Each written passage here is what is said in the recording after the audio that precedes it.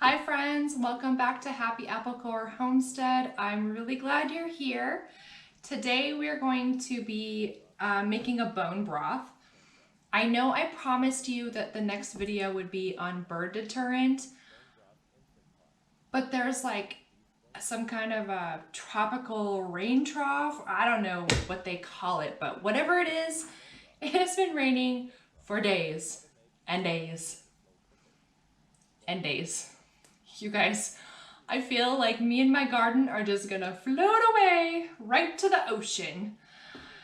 Anyway, I just want to take a minute to thank God for the rain. Thank you, God, for the rain. I know it's important. I know we need it, but this is super weird for June, and I just don't know what else to say. I'm trying to stay busy. I can't work in the garden. I mean, I can. I think it would be relatively difficult for me to film a video for you in the pouring rain. I mean, already, come on you guys, I'm always a hot mess.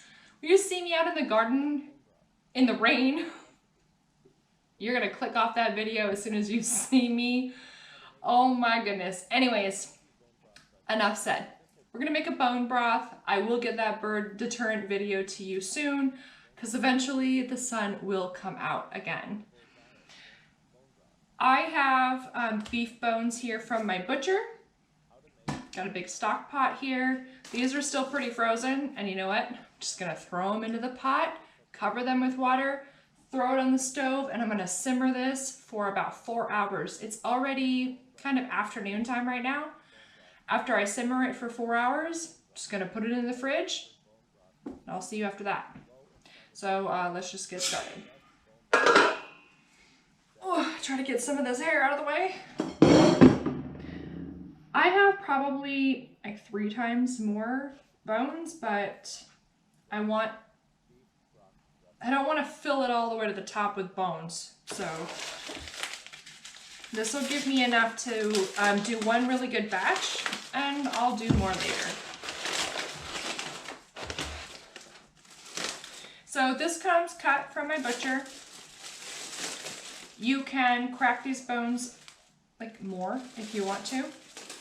I'm not.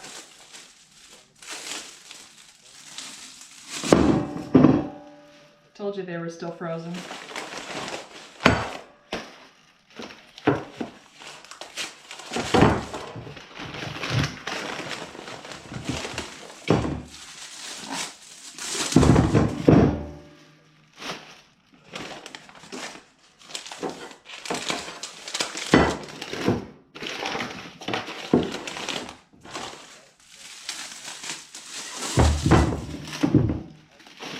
The 3 packages of beef bones that I just took out and put in here takes up about half of this big stock pot. I'm gonna fill the stock pot all the way up with water. And like I said before, it's gonna go over onto the stove. I'm gonna bring it up to a boil, and then I'm just gonna let it simmer for about 4 hours. I'll take a couple photos for you to kind of look at the process. But I mean, come on, you guys know what boiling meat looks like. I'm gonna get to the meat of this video in just a minute. See you tomorrow. Bye. Bone broth. Benefits of bone broth. How to make bone broth in a slow cooker. Bone broth fast. Bone broth keto. Pressure cooker beef bone broth. Bone broth slow cooker. Keto bone broth. Best bone broth slow cooker. Welcome back, everybody. It is the next day. This bone broth here cooled in the refrigerator overnight. I have clean jars, lids, and rings. My funnel is ready, and my bubble popper is ready. The next step in the process is to remove the fat if you want to. And it's easily removed with a spoon. So you can see what that looks like here. And you can just take it off and do whatever it is you do with yours, or you can leave it in for a richer broth. Once we remove the fat that we want to remove, we will put the pot back on the stove to reheat the broth. This broth is not super dark, but that's okay. It has all of the nutrients that we will need. The broth is back on the stove. I have it cranked all the way up to high because I'm just going to reheat it and allow the fat that I left in it to melt down, and then we will go ahead and put it in jars. Over here I have my canner. It's already got the 3 quarts of water in it. Check your pamphlet for how much water you need. We are going to be pressure canning today, so just a small amount of water in the bottom is good enough. And we'll be back when this gets up to temp. While this was warming up, I got a wet paper towel here to clean the rims. And I didn't bring this to a boil, I just heated it up until the fat melted. And that's good enough for me right now. I think my spoon is gonna fall in. One thing I wanted to share with you that I didn't show in this video was removing the meat after it was cooked down. I cooked it for 4 hours last night, maybe a little bit longer. And I removed the meat and the bones. There really wasn't hardly any meat at all on the bones anymore. But I removed them and then I strained the liquid through a fine mesh strainer to get any of the little stragglers or any possible bone fragments out. And we are left with this. So let's go ahead and put them in jars.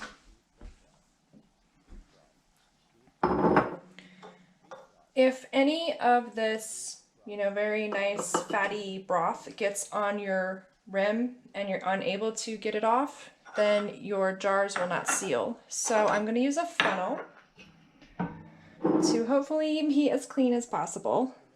But most of you know I'm a super messy cook, so my hopes are not super high. We're going to fill the jars. I'm using quart jars today. We are going to leave 1-inch headspace at the top, which is right here about the bottom.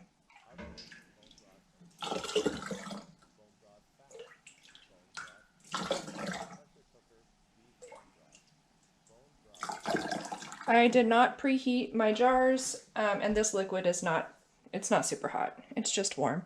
And also my canner is not hot. It's just sitting here waiting for us to fill with jars, and then we will turn the heat on after that. Alternatively, you could heat your jars. You could boil this. Hot jars, hot liquids, hot canner, or you could do it like me and everything's just kind of room temp. Right, that's a 1-inch headspace. You can see the fat layer here on the top. That'll be solid after we do our canning. I mean, I guess if you want to run your bubble popper through here, you can, but you're not going to get anything really. With the liquid, it's just not that necessary, and more likely that you're going to get fat on your rim. So I'm going to not do that with the rest of them. But I am going to keep it because it's got my little magnet on the other side. Clean the rim. I'm not using vinegar, I'm just using plain water. Put your lid on and your ring. Okay, now I'm just going to set this aside and then we'll fill the canner when they're done. I'm gonna get the rest of these all done and then I will be back with you in a minute.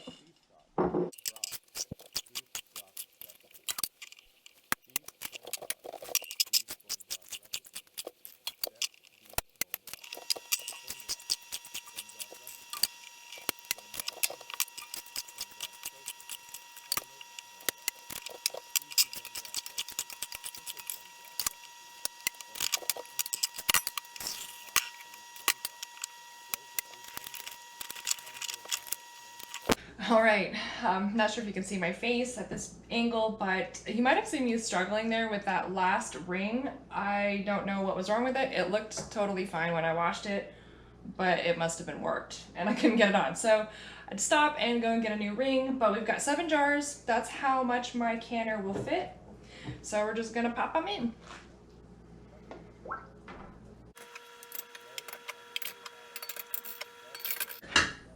And it's okay if they're touching. They are gonna touch if it's completely full, and that's all right. Okay, I'll let you take a peek at that. That's the full canner, all 7 quarts, and well, all 7 quarts of the bone broth and 3 quarts of water in the bottom of the canner. Now we are going to turn on the heat. I'm putting my on high.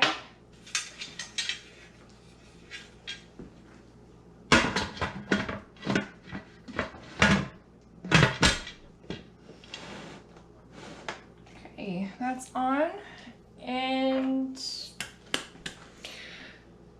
at this point, we're just going to, leave it on high until there's a steady stream of steam coming out of here. We'll let it vent for 10 minutes. Then we'll put the pressure regulator on and we'll get started. We have quarts in here, right?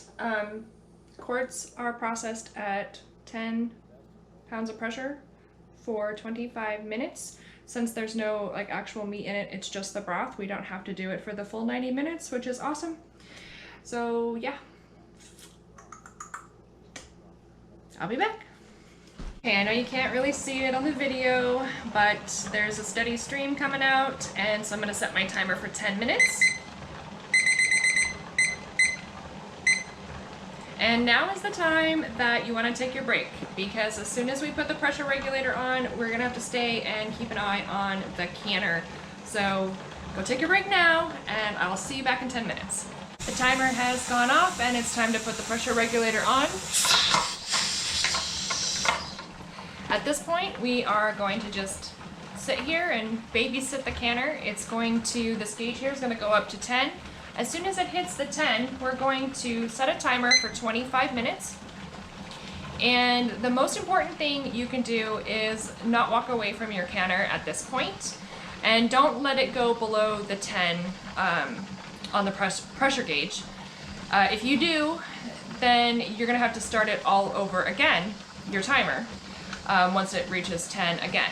So grab a book or whatever you like to entertain yourself with and just hang out, because 25 minutes goes by super fast. This gauge is going to creep up here really quickly. In a couple of minutes we'll start the timer and then we'll be done.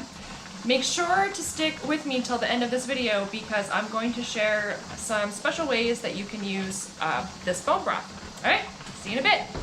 The timer has gone off, and all we're going to do right now is turn the heat off on the stove and very carefully lift the canner up and move it to a cool burner.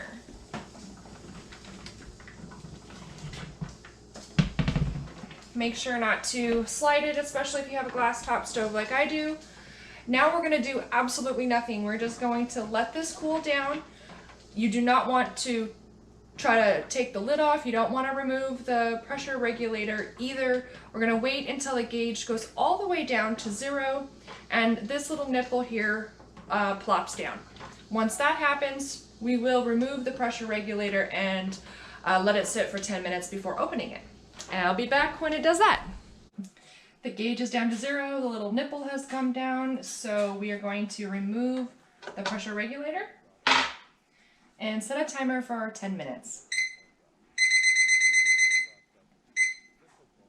Or 11. Okay, I'll be back. The timer has gone off, and now it's time to open the canner. You will want to use your mitts because the canner is still going to be super hot, and you want to open it away from your face.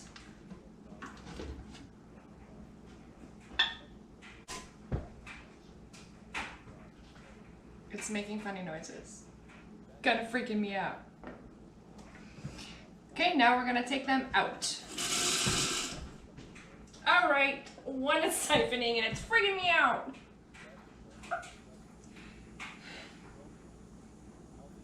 Okay, because I have one jar that it's kind of boiling and it's siphoning a little bit right now, I'm gonna get my gloves so that if it squirts up on me, it doesn't scald my hands.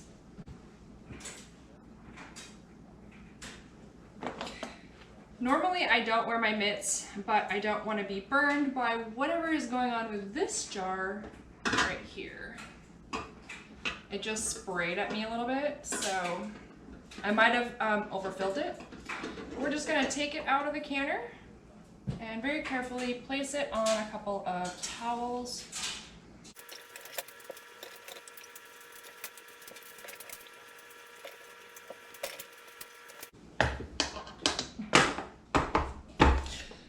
That's it for now. We're gonna let these sit here for at least 12 hours, maybe longer, kind of depends. I'm teaching a pottery class tomorrow, so it might be a little bit longer before I get back to you, but you won't be able to know because the next time you see me, it will be the next day. Be right back. I'm back and I'm going to tell you some really good benefits of using bone broth. First of all, you can use it in your everyday cooking. You can use it as a substitute for water in things like rice and pasta. It will put good flavor into really anything that you're cooking. So you can use it in casseroles, I mean anything. Like whatever you eat, you can add bone broth to it. It's going to make it taste richer, right? But the reason why I make it is for its healing properties. Bone broth, if you have Crohn's or SIBO or any kind of leaky gut syndrome, bone broth is extremely healing for those types of ailments. There was a period of time where this is actually all I consumed for quite a while, and it really did help my body to heal, in conjunction with other things, of course. And it wasn't for like a long period of time. So please don't think that I'm suggesting that it's like this fad diet and you should just only drink bone broth. That's not a good idea. I'm just saying if you're super sick and you need some minerals and vitamins in your body that can just be absorbed in really fast, bone broth is a good option for you. Bone broth contains collagen. Now, my body, because I have Ehlers-Danlos, does not, it doesn't recognize collagen, and so consuming it for me doesn't do anything at all. But if you don't have that genetic little mistake in your body, then collagen is going to be really good for you, for your joints, for your skin, and for things like that. So I would highly recommend that you include some bone broth in your life. I think it will be nourishing and helpful for your healing, and it tastes good, so you can't go wrong. Now, the last thing that we need to do is make sure that these jars are sealed, throw some labels on them, and put the date on them. I had some siphoning going on because, as you probably noticed, I filled my jars a little too full. And when I pulled a couple of the jars out, they were a little bit spitting. And I was a little concerned that they weren't going to seal, but they did. You can tell if they've sealed by doing two things. Push down, and if you don't hear it pop back at you, then it's sealed. And then I also recommend just picking it up by the lid to make sure there's not like a little false seal or anything from having had the rings on. I already took my rings off because you know, there's some grease that was accumulating and I just wanted to get those cleaned up. So I've already taken those off, and now I'm going to clean the jars. And because, you know, there's oil, this is a meat product essentially, you want to make sure that your jars are nice and clean so that the oil on the outside doesn't go rancid in your pantry. It's not going to affect what's on the inside of the jar, like this is shelf stable, but the oil on the outside of the jar can still go rancid and cause like a little odor in your pantry, and that's just gross. So I'm going to go ahead and get these all cleaned, and we're going to just finish it up and then we'll be done. Now that the jars are all clean and dried off, I'm just gonna pop the dates on the top. You can put your dates on your label if you want. I use dissolvable labels because they wash right off with water super easy. And I like that. I already wrote them out. Bone broth, beef bone broth, so I know this particular batch is really light and it looks exactly like my chicken broth. So I put beef on my label so that I know if that's especially what I'm looking for, I know how to find it. Okay, let's see. All right, and where you put your labels is completely up to you. I like to put mine on the front so that I can see what it is just looking into my pantry. Some people put them on the lids. It's whatever your preference is. And we're all done. Thanks so much for watching this video. I hope it was helpful to you. I hope you'll give the bone broth a try for your gut health or just for flavoring your food. It's a great way to use every part of the meat and just really extract that goodness out of the marrow of the bones. If this was helpful to you, please subscribe to my channel. Let me know that you support what I'm doing. And I promise I will get to the bird deterrent video. It's just the rain, you guys. It just never stops. But praise God for the rain, because without it, we would all be dead. Anyway, have a great day, everybody, and I will see you back here really soon. Bye.